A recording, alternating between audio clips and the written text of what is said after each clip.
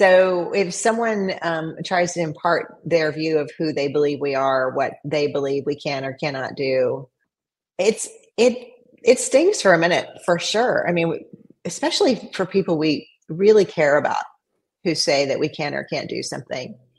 Um, and I think the thing that works best that I've seen is to sit with it and say, is that true? And if I believe it's true, then why?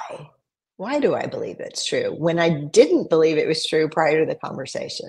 Okay. So to me, but you can't go. I don't think you can find it by going to somebody else and saying, so and so said this to me. Is that right? And then that's just someone else's opinion. Mm-hmm. And then so and so said this. Do you think that's right? That's not where the true countenance, where you shore yourself up to be like, nah, you don't even know who I am. Wow. That is inner work. Welcome to the Awaken the Awesome podcast with your host, Olivier Day.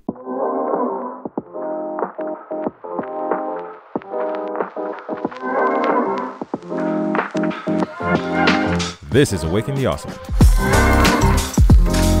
podcast bringing a down-to-earth approach to personal growth.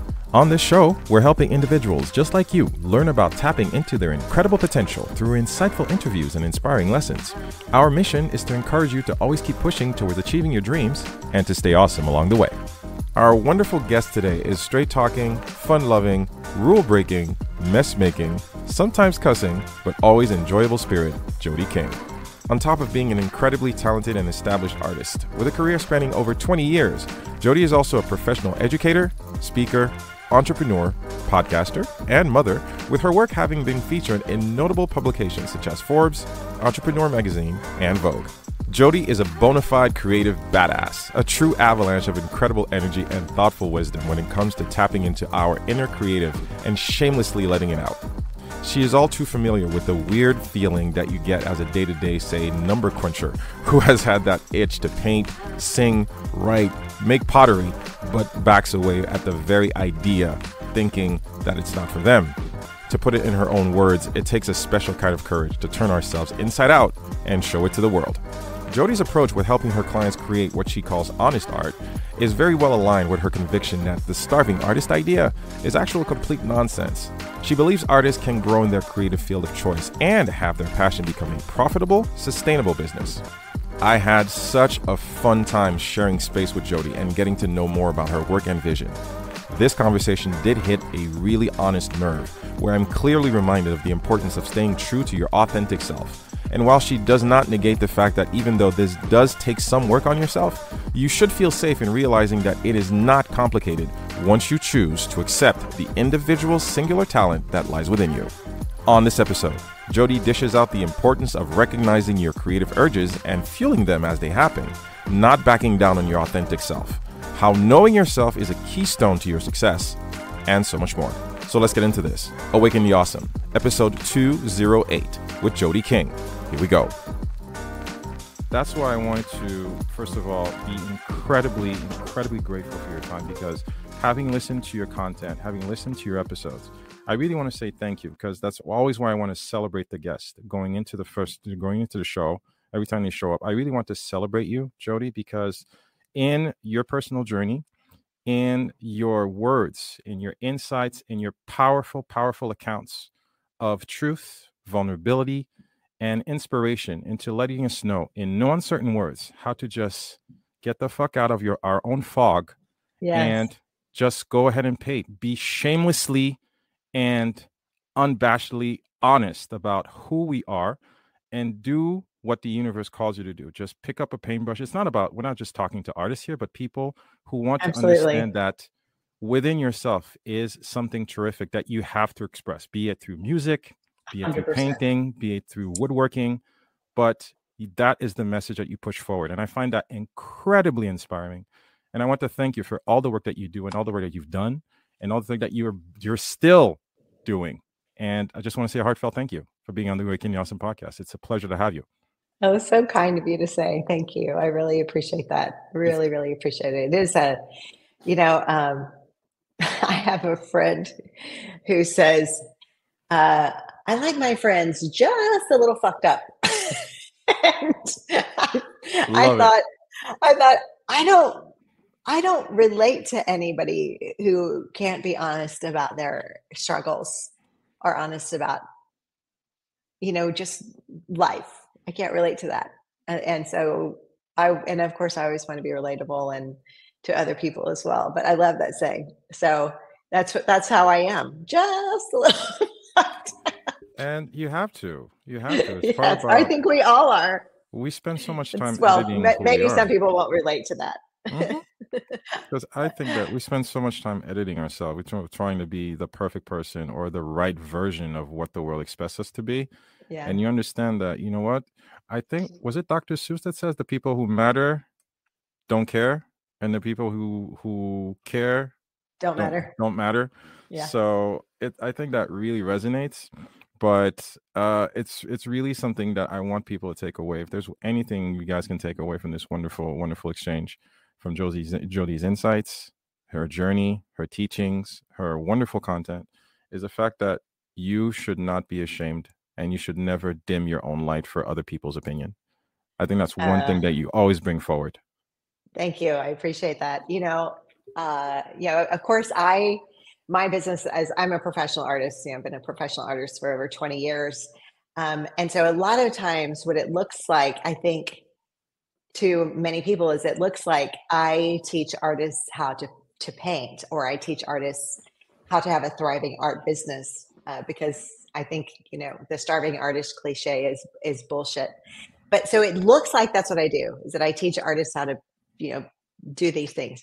But the truth is that what my purpose is I help artists. That just happens to be my audience, but we're all creatives. So I think we're all artists, but I help people excavate their truest, highest version of themselves through the use of art and creativity.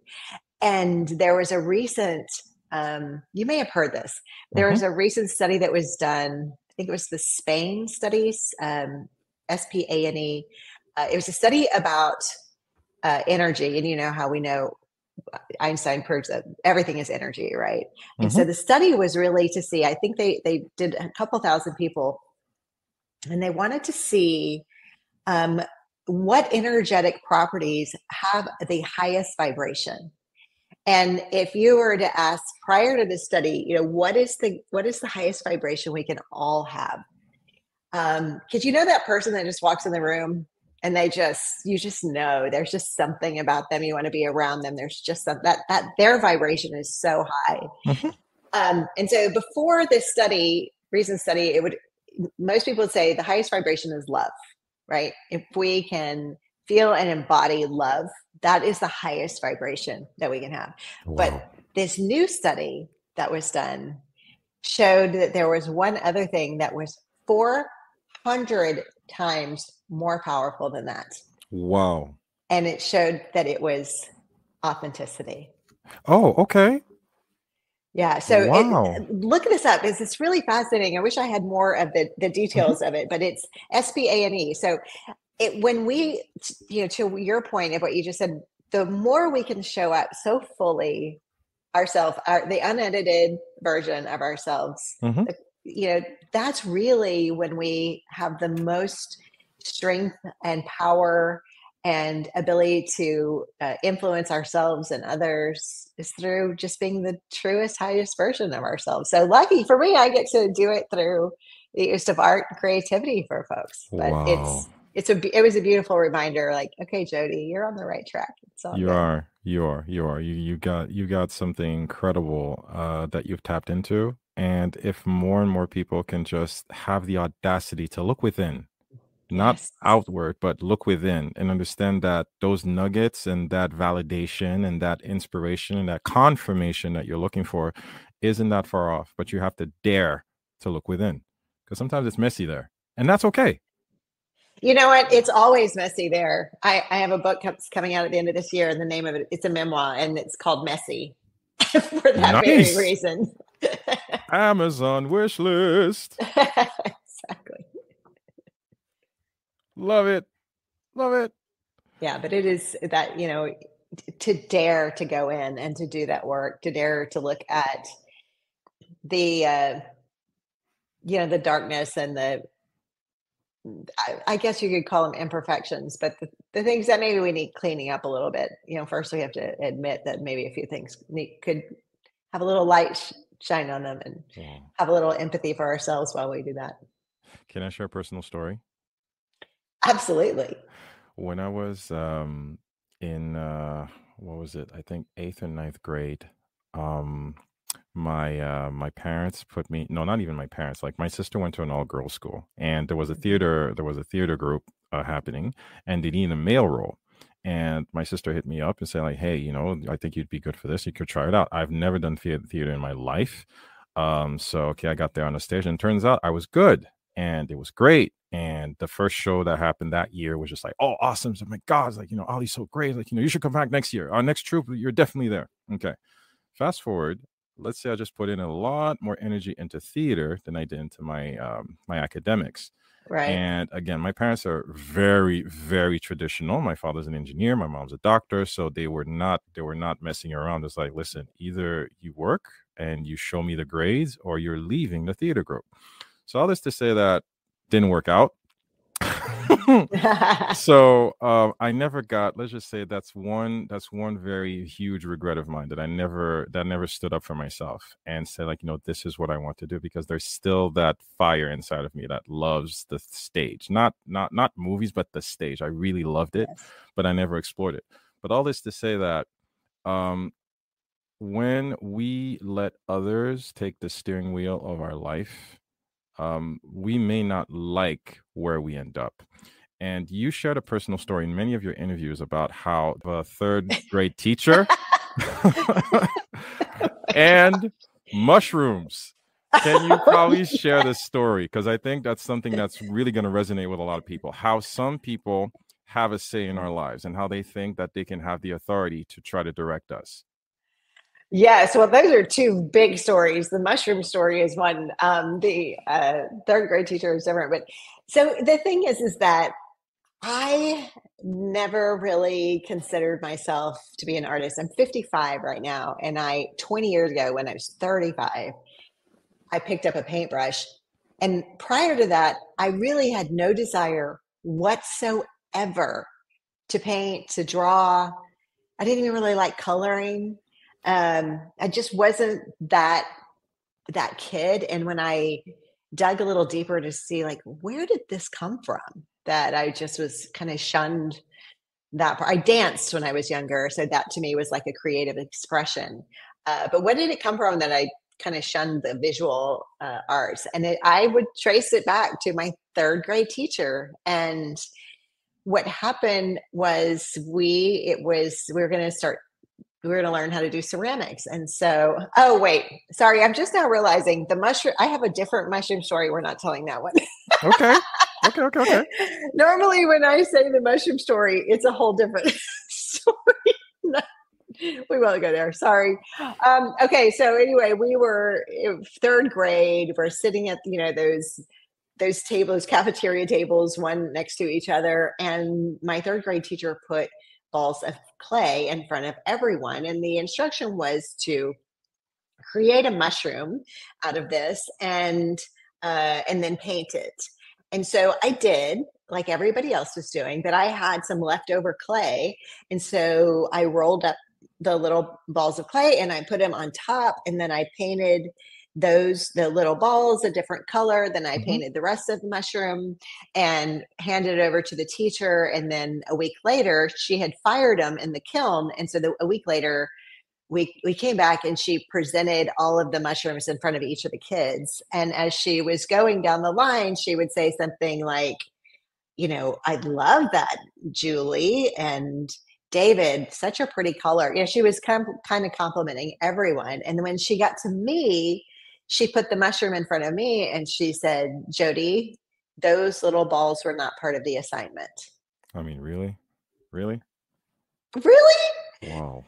So, my little brain just took it, well, I'm not, I'm of all of these people, I'm not the artist within this, and never did it again. Now, in hindsight, I realize that showed a lot of creativity, for for third grader. Mhm. Um, And it also showed some authenticity. I was just kind of doing it my way. But it's so funny how one person has the power to feed into somebody or to really take something from someone. So I try to be really mindful of that in the work that I do, and to remind everyone they're all creative. They've all got something inside them that they can express. And I think that theater thing is amazing. I have a daughter who's went down the theater route. She did the whole thing, and I'm really glad she did, because there's so many, like, you're using some of those gifts now in what you do. Over the course of 7 years, again, there are some guests off the air. They just get off and it's like, you know what? You have a really good radio voice. You have that kind of a radio voice. I'm like, oh, Mhm. thank you. And I'm always doing the very courteous, oh, thank you. That's nice to say. That's nice to say. And my wife and my sister have really been dogging me for the past years. Like, that is your gift. That is your gift. And I'm not sure if that's something that you come across alike. You might, people know, they see, they feel it inside, but still there's that mental block. Is it an emotional discomfort? Is it the unwillingness to admit that, yes, this is you? Again, talking about Mhm. looking within. Is that Yeah. something you come across in your discussions with clients, or Happens that all the time. Mhm. Happens all the time. And one of the things that I talk a lot about with artists is the Simon Sinek idea of finding your why. I was asked this question years ago about why I painted. Why do you paint? Why? Uh, and the why is so important because it informs our understanding of what we're doing and can make it our work that much more powerful to understand your why. And so I work with artists a lot on trying to understand their why. Here's an example. Mhm. So there's an artist who paints chairs, and she's always liked to paint chairs, but she never really considered like herself an artist. She's just painting a chair, for goodness sakes, right? Mhm. Just a chair. And so as we dug a little more into, well, what does this chair represent to you? What is it? And we found that for her, like, what is a chair? Where do you find them? Well, it's when we gather around the dinner table, right? We're generally sitting in chairs, depending on the culture.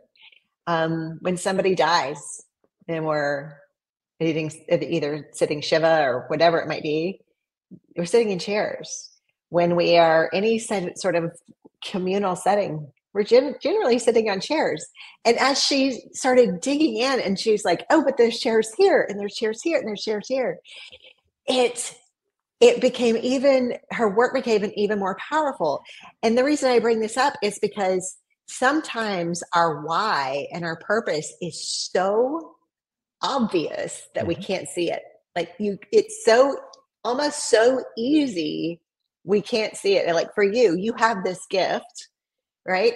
And so it's almost like, but if it comes easy, is that real? It's Mhm. like, yeah, it's absolutely real. So I get that all the time. All the time, people uh, they bemoan the fact that they're not creative, or they bemoan the fact that they're not an artist. When in fact, there was a study done where they went into kindergarten classrooms, and they said, "Everyone here who's an artist, raise your hand."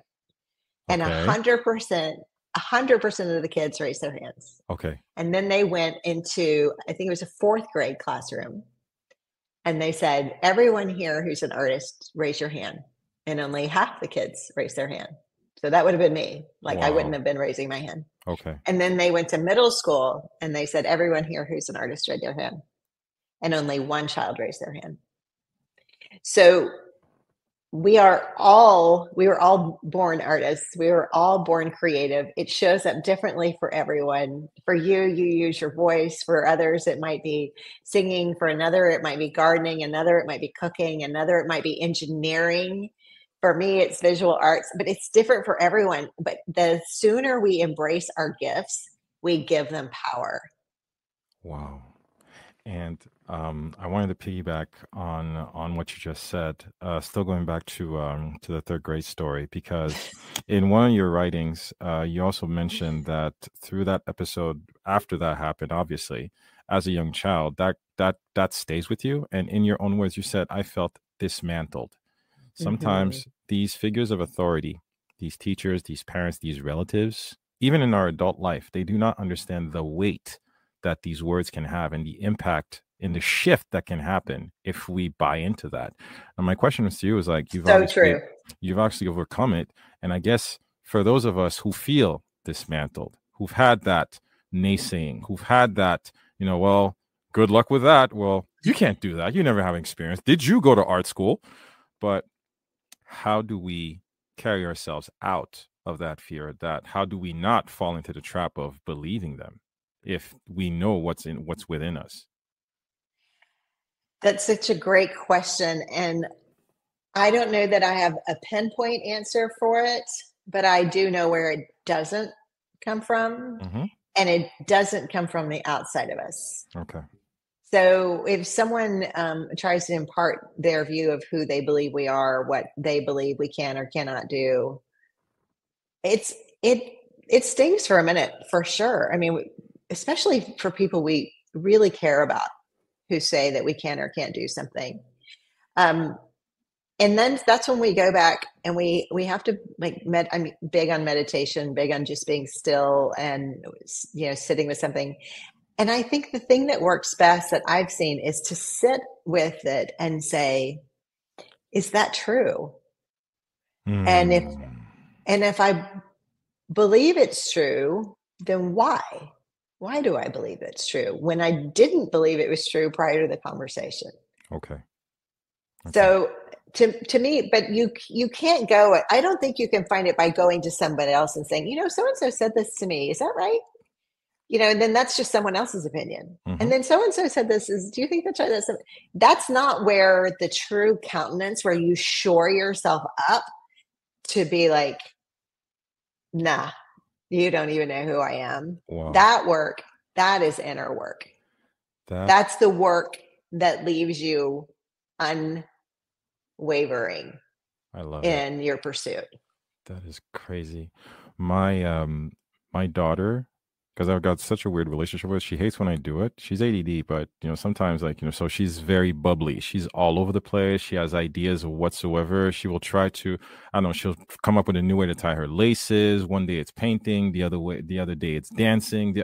It's crazy. I'm learning to understand her because she's 10 right now, and it's been something because dealing with any parent who has an ADD kid knows what I'm talking about. It's all over the place. It's all over the place. And I'm learning to understand that it's not her, it's her brain. Because right. I'm pretty level, I'm pretty direct and like, okay, methodical, but no, she knows this. God will give you someone to challenge that, my friend. So Absolutely. What I was saying that is because I try to never.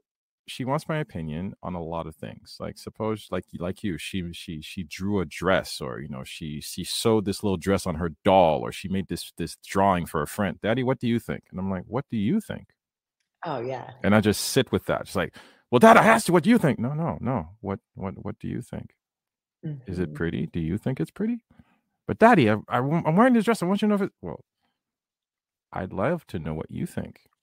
And I'll sit with that because I don't want her to carry my opinion, because if I don't like it, because I know she can be fragile.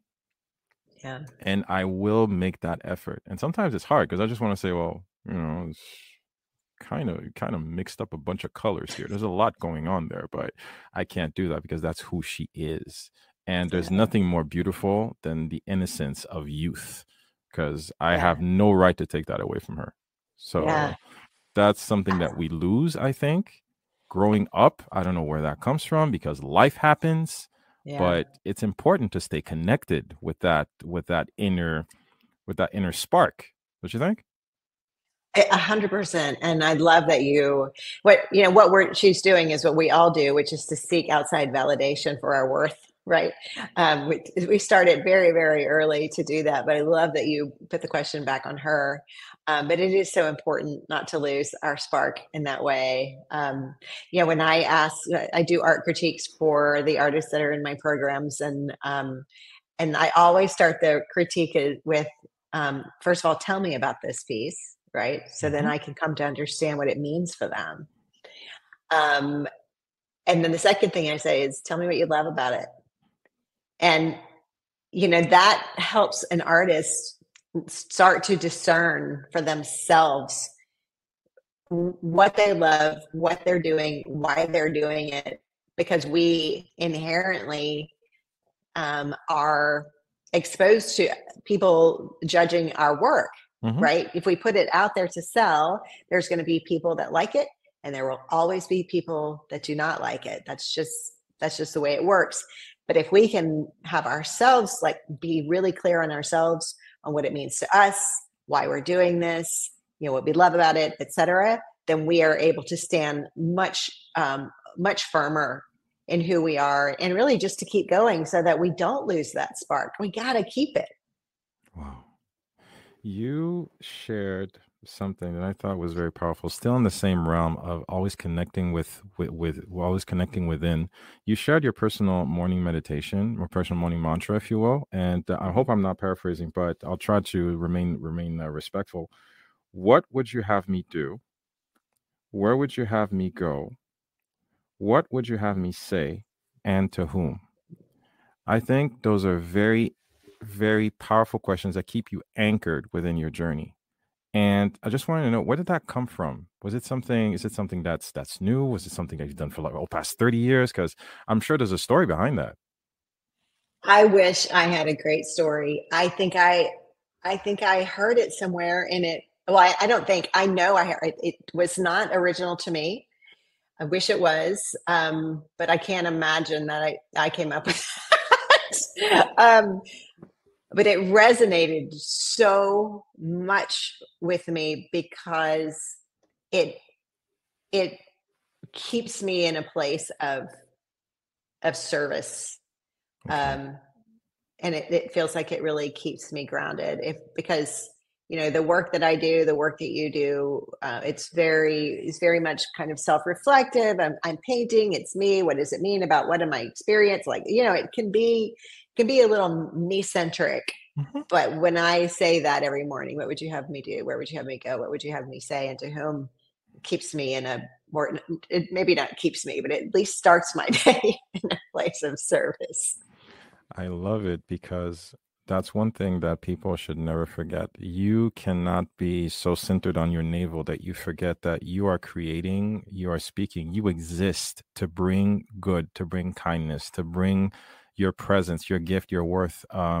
Because it is true that I really believe this to my core. I don't care if you're spiritual or not, if you're religious or not, you are put on this earth for a purpose. I know it's very hard to walk the line of trying to understand within the fog, what am I here to do? That's the eternal question. And Mhm. again, we never know how long we're here for. That's why it keeps us very anxious and like, okay, I got shit to do. I got shit to do. But what? Yeah. But when you say something like that, it really like, okay, like you said, whether it's the universe or God, whatever you want to call it, but what am I supposed to do? You cannot wake up every morning and just say like, okay, let me just wing it, let me just figure it out and let's see what the day has for me. But no, if you wake up with intention and There you walk go. within that, be intentional about your life, whether it's I will be a good husband today, I will make my wife coffee, I will hug my kids just 2 seconds longer or something. These things can anchor you. And a lot of people lose that because they think they're just running the hamster wheel. And, for that actuary who would like to write a novel, sometimes it's something as simple as, you know what? Grab your phone, write one line. Hey, you wrote something today. When? You can't just wake up, and just think that it's just going to magically materialize because it takes a second. Because if I understand, Jody, you said that you didn't go to art school. No. Can you imagine? And here you are. What a difference 20 years makes. I know. And to your point of just start, right? Write that first line. That's what I would say to anybody who has any creative pursuit or otherwise. Just start, because we all started. You talked about when you started your podcast, how it's always a rough go when you start anything, Mhm. right? Anything, it's going to be rough. You can't compare, my chapter 20 to your chapter 1. You can't do it. I started and I sucked when I first started. I sucked hard. I know this because I just saw one of my paintings earlier today. It's like, what made me think I should keep going with the way that started? Wow. Um, but blissful ignorance, I guess. But yeah, you just have to start and be prepared for, as I think it was Brene Brown, or maybe it was Anne Lamott said, it all starts with a shitty first draft. You just got to be ready. Write the shitty first draft. Start there. Wow. Wow. And so you do not subscribe to that entire mentality of the starving artist. You don't believe No. that. No, because a lot of people always think artists, and again, coming from Haiti, I know this, right? Because like I said, it's a very traditional society. It's a very traditional culture. So you say that's the dichotomy, right? We are a people of music. There are paintings, there's woodworking, there's metalworking, there's artists, there's singers.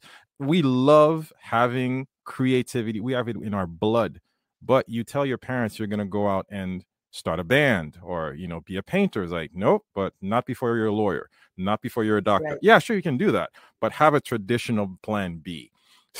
So I totally understand that, because they always have that idea of the starving artist, but you don't subscribe to that. I don't subscribe to it at all. Fortunately, I am in the work that I do. I get to work with artists all over the world. Excuse me, artists all over the world, and I see the successes that they are having. Additionally, I have two daughters. One is a writer. Went to school, went to university for writing, and the other one, went to school for theater, but is a comedian. And Wow. I don't pay either one of their bills. They're in their, mid to late 20s. And, they were raised by, me saying, if you want a career in the arts, you can do this, but you need to know how to do it. Right. It's like the thing about having a plan B is if you have a plan B, you won't give fully to your plan A. And when you give fully to your plan A, that means you got to figure out how to make a living doing this, rather than just the I call it the paint and hope strategy. But that could be the sing and hope strategy, or the write and hope strategy, whatever it might be. That is not a strategy. There's not a business in the world that would succeed if they just, like, let's say I wanted to start a lawn care business, right? And so I'm like, you know what? I really like being outside. I really like being in nature. I don't want to sit behind a desk. So I'm going to start lawn care. So I'm going to buy a lawnmower and a weed eater and whatever else I might need. And then I just hoped. I just hoped people were going to show up and want what I had to offer. That doesn't work in any business. But for some reason, artists have been told they need to have a plan B because it's not going to work out for them. And my experience is it works out when you have a plan, when you actually go, okay, here's what I'm going to do. Here's how I'm going to market it. Here's how I'm going to sell it. Here's where I'm going to go to, present it.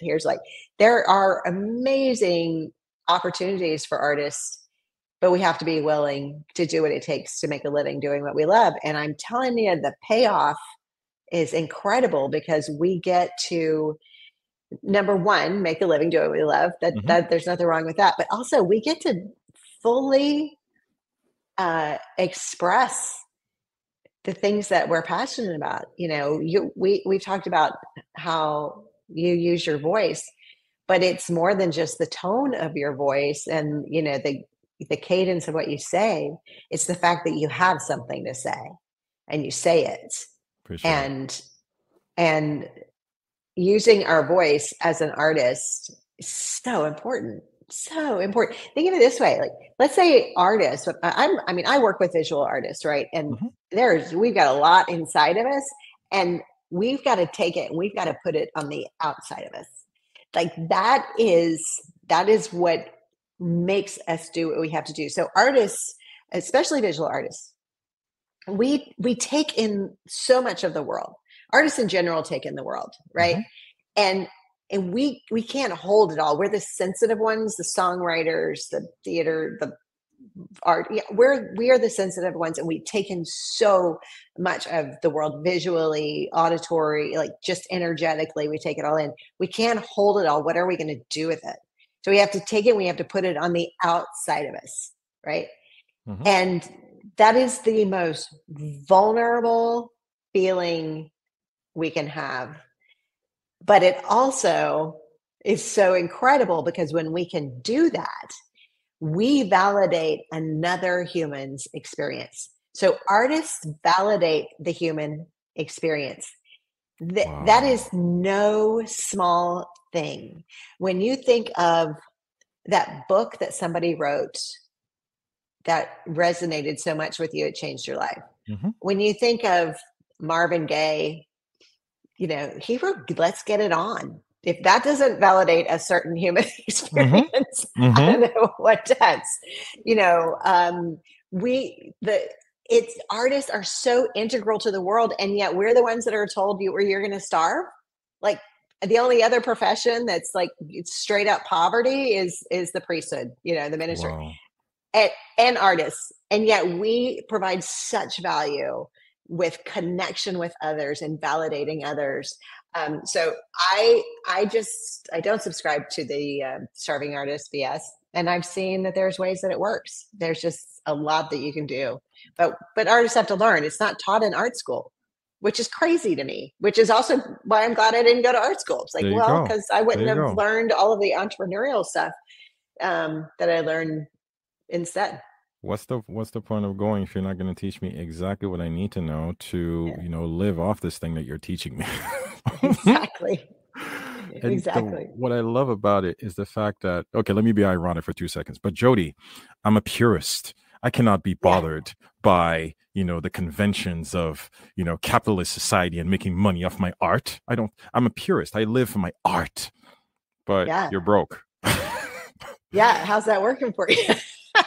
So what you're saying is that there has to be a method to the madness, because planning has part to it. It's called a business plan for a reason. There's nothing wrong with making fun and making money off your painting and everything, because we do live in a society. Well, when I tell, like, who was it? I got a good friend who's a professional photographer. Like, listen, I love photography. This is my dream. I love it. But cameras cost money. Yeah. so lenses cost money. So trust me, I got to make this business work. Yeah. And you can be, by the way, I hear this a lot, about, especially from purists who are very frustrated with the ways that so many artists are choosing to sell their work right now, specifically like social media. Social media is a huge tool for artists to get their work seen, because prior to that, it was really just the gallery system.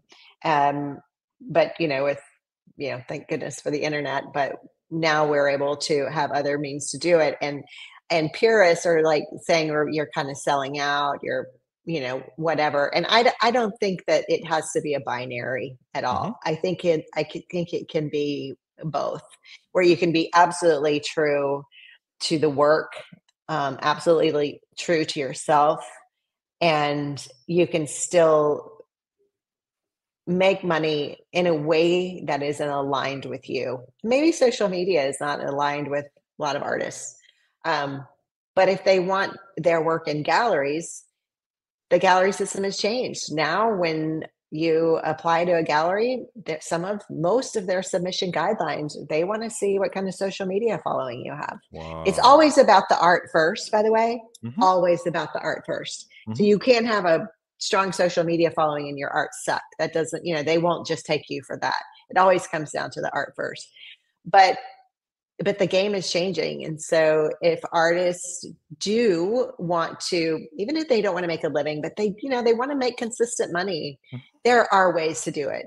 It doesn't have to be social media, but there's certainly many, many ways to do it. Plenty of channels. And I refuse to believe this as well, because I believe people who say that, unfortunately, as simply as I can put it, they just don't want to put in the work.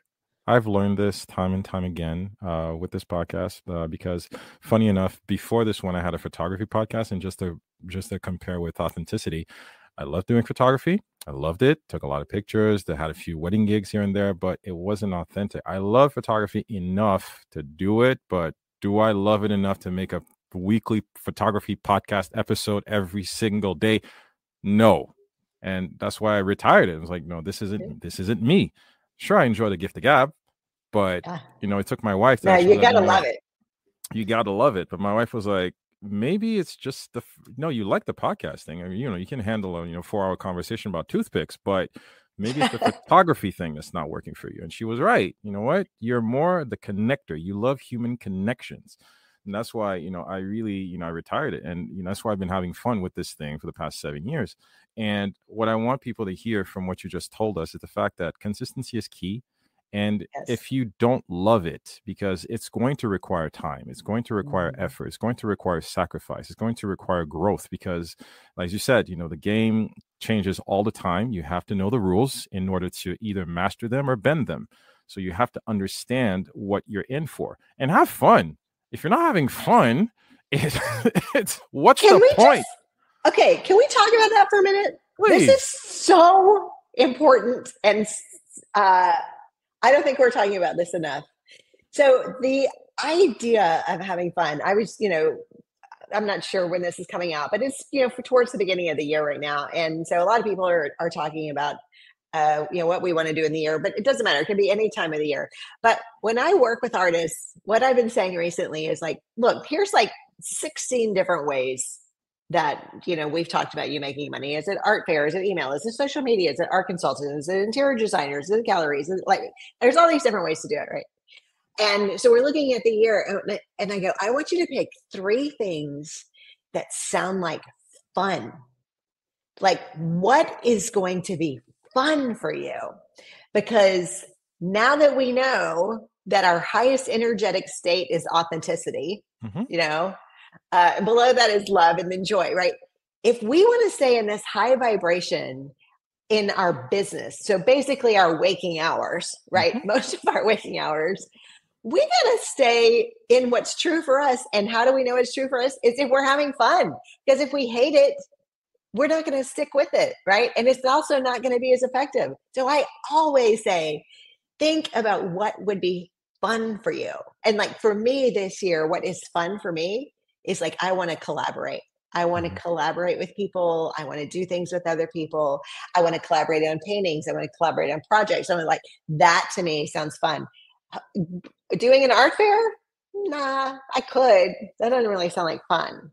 So I'm going to choose to move forward with my business based on what sounds fun, because that's going to help me and everyone else.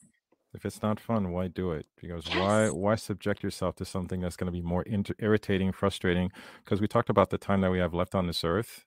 I Yeah, would recommend you do it something that you actually enjoy doing. absolutely. So, you don't have to be on the end result of someone's frustration. Or if you don't want to do it, just don't. Again, no never hurt anybody, because your tribe will find Exactly. you. I think it was Seth Godin that said that in his book, Tribes. You find your tribe. You're not for everybody, not everybody's for you. And that's okay. It goes for your art, goes for your personality, goes for, your taste in music, and that's okay. Absolutely. We are coming up on top of the hour, but I did not want to miss this one, because this really touched me. I had never heard someone put this so beautifully. But you talked about, I guess, what's called basically the journey of the artist in terms of creation, and I believe you put it as such. This is awesome. This is tricky. This is shit. Fuck, I am shit. Hey, wait a second. This might work. And back to this is awesome. Yeah. How? Yeah. I guess that's not just for artists, is it? No, it's absolutely not just for artists. In fact, um, the original creative process, at least this a lot of people have written about creative processes over the years. Um, but this particular one, I changed it a little bit to suit myself, but it was from Adam Grant, who's an organizational psychologist. So he's not an artist, right? The creative process goes for really any endeavor that we undertake, whether you're starting a podcast or, you want to have children, start a family, or you're trying to do a painting. But this is really important. So when um, I first learned about this creative process, I had already been painting for a decade. And I had been struggling even through that time with every time, I'm talking 100% of the paintings that I painted, there was always a point in the painting where I was like, what the fuck am I doing? Who do I think I am? You know, Wow. I may have sold tons of paintings before, but And still, who am I to do this? Right. And of course, I always show up to the canvas hopeful, this is going to be awesome. Step one. And then it gets tricky and then it goes to shit. But see, this is the thing. This is where most people stop. really? Most people stop at this is shit, or I am shit. Whether you're starting a new business or whatever it might be, it's like that's where they quit. And what the creative process tells us is if you'll just hang in there, just keep going, you will get to this might work. And then if you keep going and you've learned from what happened in the this is shit and I am shit, you can get to this is awesome again. But you can't quit. You can't give up. And now that I live and breathe this creative process. Mm-hmm. Now that I'm so clear on it, I know that when it gets to the fugly, as I like to say, when it gets to the fugly part of the painting, I'm exactly where I need to be. Because if I don't get to fugly, then I'm playing it a little too safe, right? It's just a little too safe here. I'm not really stretching myself. I'm not trusting the process. I'm afraid of being afraid. And so I'll just play it safe. But the creative process tells us you just got to keep going. Don't believe the bullshit. Definitely don't believe it. That phase, I am shit and fuck. So, the reason I changed it to fuck, I am shit, that is that the original version was, you get to that step 4 and you said, I am shit. But I was teaching a workshop one time and there was this just amazing woman, such a beautiful, kind soul. She was the quietest person in the workshop. Mm-hmm. And as I was explaining this, she had been quiet the whole time. And I said that I am shit. She popped right up. And there were tears that started to fill her eyes. Mm. And she said, I will never say that to myself because I am told that every single day by my husband. Okay. And in that moment, it caught my breath. And so I took a big old Sharpie and I scratched through that and I just wrote fuck. Mm-hmm. Because we can stop ourselves. I mean, I can stop myself from saying I'm shit now, mm-hmm. but I do still wallow in a little bit of self-pity. I'm not lying, but that was a profound moment when someone said, you don't have to say that to yourself. So it's been a little bit adapted. I love it. I love it. I love it. And kudos to her for having the courage to step up and not walk there. That's one line she wouldn't walk in. And again, that's her stepping into her own authenticity. That's wonderful. Absolutely. It was incredible. Absolutely incredible. Oh, beautiful. So beautiful. Jodie, I don't want to take too much of your time. It's been a tremendous honor and privilege and a thrill. I've learned so much. I can't say this enough. Time is the most valuable resource we have. And the fact that, in the fact of your personal mantra saying, where would you have me go? What would you have me do? What would you have me say? The fact that you actually let yourself be guided here and share your time, insight, and incredible, incredible energy with us. It's an honor. And I can't thank you enough for all the gift of beauty and truth and genuine authenticity that you share with us today. Well, thank you. It's my sincere pleasure. Apparently you are the whom. What would you have to say and to whom? I love it. Thank you. I love it. It's we do have a running tradition on the podcast, what I like to call the next step. It's just, not to put you on the spot, it's just opening up the guests, like kind of a red carpet thing. Just if you can imagine someone listening to this and waking up tomorrow and using whether a nugget, a book, a mantra, a song, a quote, anything, they can wake up tomorrow and use as a next step towards their next level, creative process or otherwise. What can we leave the listeners with? Mm-hmm. If they were going to wake up tomorrow, I think, and want to take a nugget away, I would say that the truth of who you are is the most, like uncovering that is the most important work that you can do. Wow. And Wow. don't be afraid to do that work because that is where the beauty of everything lies. Wow. Guys, I am so full. I am so full. Wow. Wow, that is amazing. Oh, Jodie, thank you so much. Thank you. If any one of our listeners wants to connect with you, follow up, sign up for a workshop, any place we can direct them to. Yeah, they can go to my website, jodieking.com. My name is spelled JODIEKING.com. So jodieking.com, or they're welcome to hang out with me on the gram, on the Instagram, and that's Jodie King. It's Jodie_King. So I'd love to see you, and I'd love to support artists. However, again, I also have a podcast, the Honest Art Podcast. So Love it. find Guys, me, join me. go follow the podcast, guys. It's definitely worth your time if you're a creative, an artist, and definitely, and again, Jodie's beautiful, beautiful website. Again, it's full of so many nuggets and articles and all the wonderful things she's doing on the web presences.